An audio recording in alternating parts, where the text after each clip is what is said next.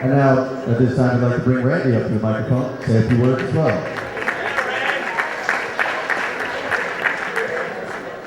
Hello, everybody. Ryan, you did a great job there. Took some of my stuff away, but I'm still going to go with what I was going to do.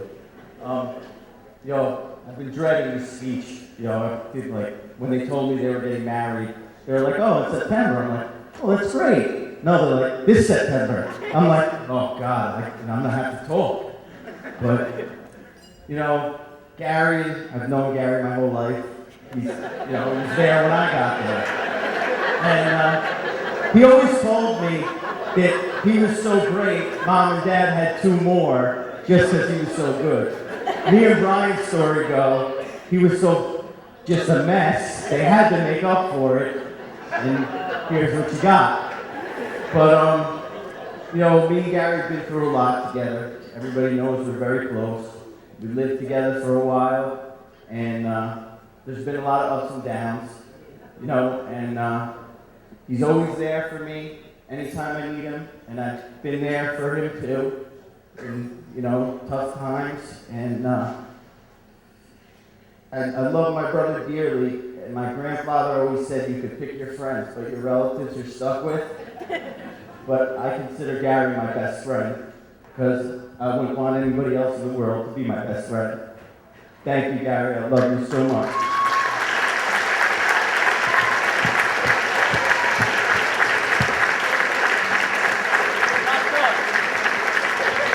I'm not done.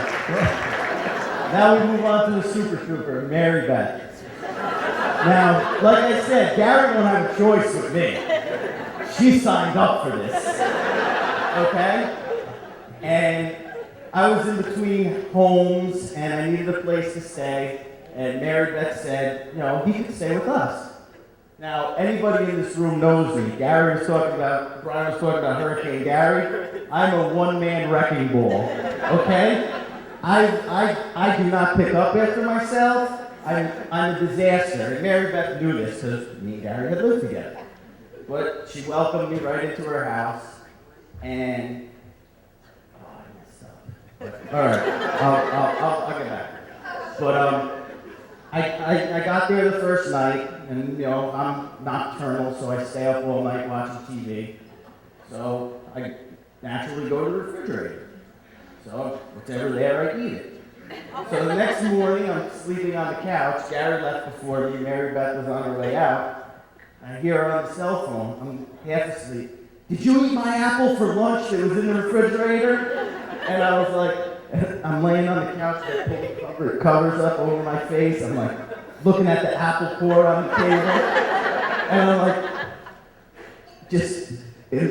so at work that day, I went and bought a bag of apples and brought it home. And I said, Mary Beth, I ate your apple.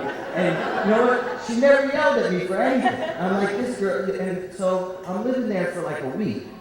And I'm sitting there and I'm like, I said to Gary, we're sitting on the couch one day, I'm like, you guys never fight. I know I'm not here all the time, but when do you fight? And that's what Gary said, we don't. And that's when I realized why they were getting married. Because they love each other so much that I was like, this is amazing. Even Gary, I was wrecking everything and she still didn't get mad.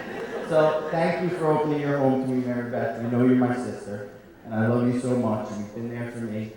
And I just want to talk about the Day family too, Peter. And we had Christmas this year. Father Tim was talking about becoming one family, and we were one family. I love you guys. You've been great to me. And Peter, I know you like me better than Gary because I'm mechanically inclined, and God help us when they get a house, because me and you are going to be two busy men. But thank you all for coming, and all right, let's have an applause for Randy.